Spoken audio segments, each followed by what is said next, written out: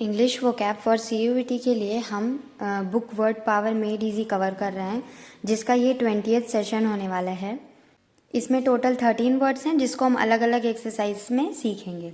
इसके प्रोनाउंसिएशन देख लेते हैं पहले। First word is parity, disparity, desperate, disparagement, disparaging, peer, equivocate, equivocation, equivocal, equivocal, unequivocal, ambiguous, ambiguity, jubilant handle। ये इस सेशन की पहली एक्सरसाइज है। इसका पहला वर्ड है पैरिटी। पैरिटी का मतलब होता है इक्वालिटी। पैरिटी का मतलब होता है इक्वालिटी, और इक्वल मतलब आपको पता है जो भी चीज़ इक्वल हो। इसके कुछ सिनोनिम्स हैं। ये जो जस्ट है, फेयर है, ऑनेस्ट। जस्ट एक CUT के PYQ में ये पूछा जा चुका है। मैच में आया था, जैसे 3-4 वर्ड दिए हुए थे, उसमें जस्ट भी दिया हुआ था। उसमें बताना था कि जस्ट का सिनोनिम क्या है।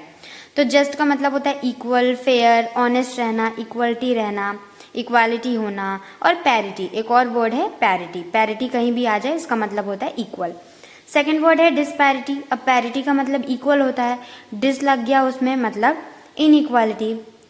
तो इसका आंसर होगा ई, इनइक्वालिटी, क्योंकि पैरिटी का मतलब इक्वालिटी है, और क्योंकि पैरिटी का मतलब जब इक्वालिटी है तो डिस्पैरिटी, पैरिटी, पैरिटी तो सेम वर्ड है। इसमें भी पैरिटी है, इसमें भी पैरिटी है। पैरिटी का मतलब इक्वालिटी, और डिस लग गया मतलब इनइक्वालिटी, वो नेगेटिव सेंस हो गया। तो ये हो गया इनइक्वालिटी, मतलब अनइक्वल। इसका थर्ड वर्ड है डिस्परेजमेंट। इसका जो डिस्परेज एक वर्ड होता है, जो हमने इसके पहले सेशन में देखा था। डिस्परेज का मतलब होता है प्ले डाउन, मतलब किसी को नीचा दिखाना, किसी की निंदा करना, किसी की उपेक्षा करना, बुराई करना, वो होता है डिस्परेजमेंट। इसमें इसका आंसर होगा, इस एक्सरसाइज में इसका आंसर होगा ए, बेलिटिलमेंट। बेलिटिलमेंट मतलब किसी को छोटा फील कराना, वो होता है डिस्परेजमेंट। फोर्थ है पेयर। पेयर का मतलब होता है बराबर। हिंदी में लिखा है बराबर। सेम एज और पोजीशन, कोई भी जब आपके सेम एज का हो या सेम पोजीशन पे हो। अगर कोई जॉब में कोई पर्सन है, वो भी सेम मैनेजर की पोस्ट पे है, और उसका जो फ्रेंड है वो भी मैनेजर के पोस्ट पे है, तो वो आपस में पेयर कहलाएंगे, पेयर। क्योंकि वो क्या है, सेम एज आप ले सकते हैं, चाहे एज का फैक्टर हो। आपके ब्रदर सिस्टर हो सकते हैं, अगर वो आपके सेम एज के हैं तो आप पेयर हो। और अगर आपका कोई ऑफिस में फ्रेंड है, लाइक जॉब में जो आपस में लोग कलीग्स होते हैं, एम्प्लॉय होते हैं, तो वो आपस में क्या होते हैं, पेयर होते हैं, क्योंकि वो सेम पोजीशन पे काम कर रहे होते हैं। तो फोर्थ का ऑप्शन होगा जी, वंस इक्वल, बराबर होना, एक ही एज का या एक पोजीशन पे होना, वो होता है वंस इक्वल। फिफ्थ वर्ड है इक्विवोकेशन। और इक्विवोकल का क्या मतलब होता है, आप ऐसे बोलो कि हमें पता ही नहीं है कि हमें फॉर में बोलना है या अगेंस्ट में बोलना है। मतलब आप एक बैफल सिचुएशन, एक कंफ्यूजिंग सिचुएशन जो होती है, वो होती है इक्विवोकेशन।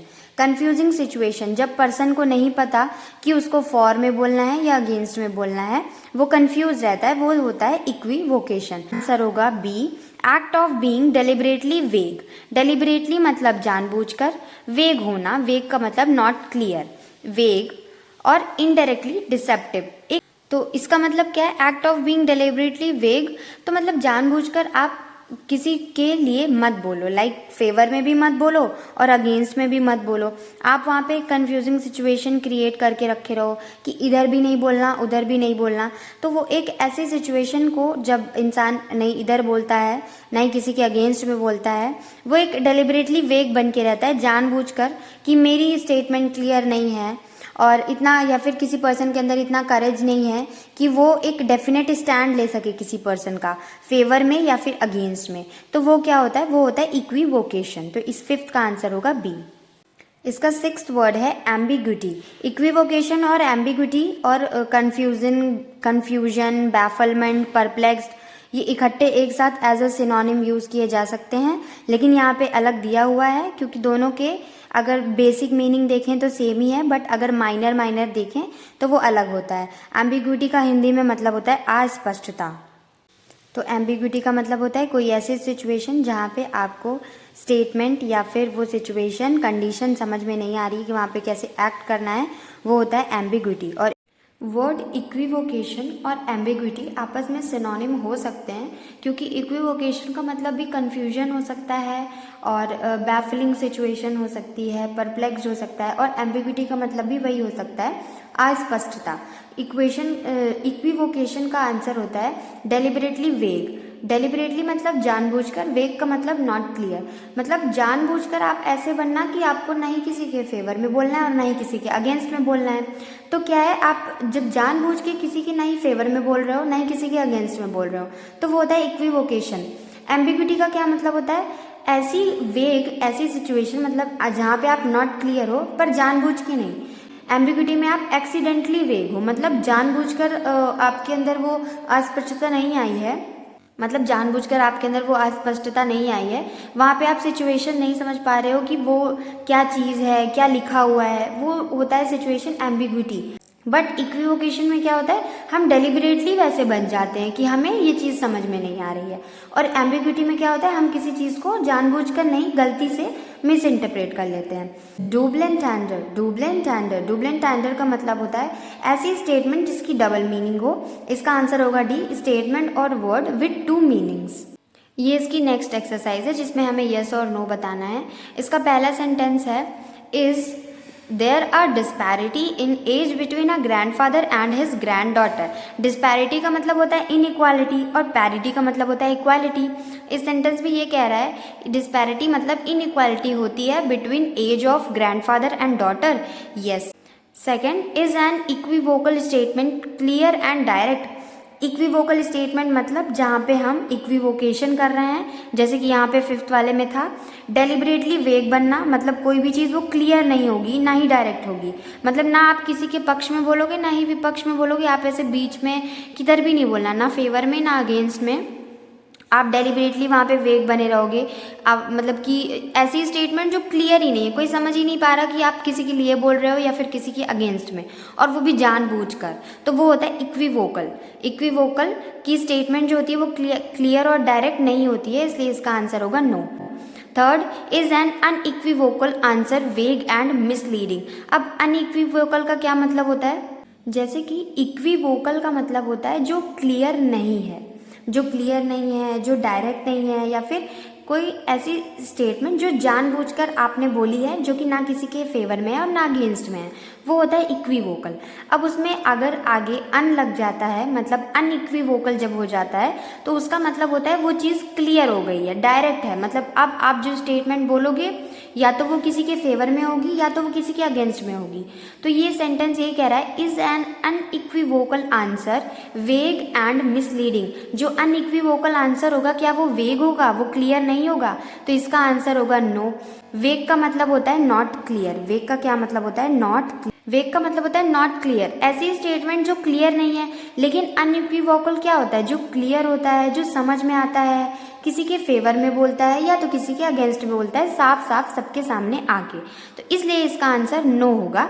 इसका जो फोर्थ स्टेटमेंट है, are politician often master of equivocation, इसका आंसर होगा यस, क्योंकि पॉलिटिशियन क्या करते हैं, आपने किसी भी पॉलिटिशियन को देखा होगा, ना वो किसी के फेवर में बोलते हैं ना ही वो अगेंस्ट में बोलते हैं, साफ साफ बात ना करना, मतलब बेसिकली इक्विवोकेशन का मतलब होता है साफ साफ बात ना करना, ना आप किसी के फेवर में बोल रहे हो ना आप किसी के अगेंस्ट में बोल रहे हो, और यहीं पे अनइक्विवोकल लिखा होता तो इसका आंसर हो जाता नो, क्योंकि जो पॉलिटिशियंस होते हैं वो अनइक्विवोकल नहीं होते। अनइक्विवोकल मतलब जो डायरेक्ट हो, जो क्लियर हो, जो। फिफ्थ है, are ambiguous sentences somewhat confusing. Ambiguous का मतलब ही होता है जो कंफ्यूजिंग चीज़ हो, जिसमें अस्पष्टता हो, मतलब वो आपको समझ ना आए, उसका आंसर होगा yes. Sixth, are people with disparate perception of likely to experience reality in same way? Answer no. जैसे कि डिस्परेट का मतलब होता है इनइक्वालिटी, तो जो पीपल होते हैं जिनके इनइक्वल परसेप्शंस होते हैं लाइफ को लेके, मतलब वो किसी चीज़ को इक्वल नहीं देख रहे, कभी कोई चीज़ हो रही है कभी कोई चीज़, हर चीज़ इनइक्वालिटी में देख रहे हैं, तो क्या वो एक्सपीरियंस करेंगे रियलिटी इन सेम वे? तो इस वजह से इसका आंसर होगा no. Is seventh, is a disparaging look one of admiration. Admiration का मतलब होता है तारीफ करना, जो पूजनीय होता है, वर्शिप होता है, एडमायर करना, एडोर करना, ये सब इसके सिनोनिम्स हैं। इसका मतलब होता है किसी की तारीफ करना। तारीफ करने से एक वर्ड हमने प्रीवियस सेशन में देखा था, एड्यूलेट। एड्यूलेट एक वर्ड होता है जिसका मतलब सेम होता है तारीफ करना। तो आप प्रीवियसली जितने भी वर्ड आपने पढ़े हैं आगे उससे रिलेटेड अगर आपको सिनोनिम मिलते जाएं तो it is your responsibility to write down in your copy, क्योंकि उससे क्या होगा, हमारे सेम वर्ड्स के अगर मल्टीपल सिनोनिम बनते जाएंगे तो उतना ही फ़ायदा हमारे लिए होगा। तो जो डिस्परेजिंग लुक होता है, डिस्परेजिंग लुक मतलब कि किसी को प्ले डाउन करना, किसी को नीचा दिखाना, लाइक उससे किसी की निंदा करना, वो होता है डिस्परेज करना। डिस्परेज और डिस्परेट में अंतर है। डिस्परेट का मतलब होता है इनइक्वालिटी, लेकिन जो डिस्परेज होता है इसमें RAG होता है, इसमें RATE होता है। तो डिस्परेज का मतलब होता है प्ले डाउन, किसी को नीचा दिखाना, किसी की निंदा करना, सार्वजनिक निंदा करना, उसकी बुराई करना। तो बुराई करना क्या एक एडमिरेशन का लुक है? तो इसका आंसर होगा no. 8th, when people equivocate are they evading the issue?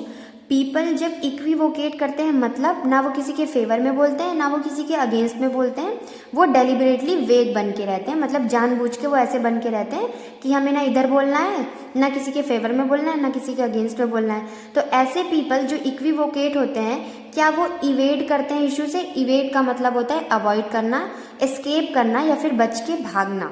तो इसका आंसर होगा यस। अब तो वो किसी भी सिचुएशन से या फिर इशू से इवेड करना चाह रहा है, मतलब एस्केप करके वो उस चीज़ से हटना चाह रहा है, मतलब वो बीच में फंसना नहीं चाह रहा, इसीलिए वो ना किसी के फेवर में बोलता है ना वो अगेंस्ट में बोलता है। तो इसलिए जो इक्विवोकेट पर्सन होता है वो इवेड करते हैं इशू को, मतलब इशू को अवॉइड करते हैं, ना फेवर में बोलते हैं ना अगेंस्ट में बोलते हैं। इसका आंसर होगा yes. 9th, is a deliberate use of double entendre like to lock puritanical people? Answer yes. 10th, are supervisors and their subordinate peers? Supervisor मतलब हेड होता है, सबॉर्डिनेट मतलब एम्प्लॉयज़, और लोअर लेवल जो वर्कर होते हैं वो होते हैं, वो क्या पेयर्स होते हैं। पेयर्स का मतलब सेम एज वाले या फिर सेम पोजीशन पे जो काम करता है वो। तो इसका आंसर होगा नो, क्योंकि सुपरवाइजर एक हायर लेवल पे बैठा हुआ है, हायर अथॉरिटी है, इसके पास हायर पावर है, और सबॉर्डिनेट जो है लोअर लेवल पे है। जैसे कोई भी कंपनी में डायरेक्टर्स होते हैं और एम्प्लॉय होते हैं, क्या वो आपस में पेयर्स होते हैं? आंसर नो, क्योंकि पेयर्स जो होता है वो इक्वल पोजीशन पे होता है, और मैनेजर या फिर डायरेक्टर हायर लेवल पे होते हैं, और जो एम्प्लॉय होते हैं वर्कर वो लोअर लेवल पे होते हैं। तो वो पेयर्स नहीं होंगे, पेयर्स वो होंगे जो सेम लेवल पे काम करेंगे, जैसे क्लासमेट्स होते हैं उनको हम बोल सकते हैं पेयर्स। ये इसकी third exercise fill up. Thank you for watching the video.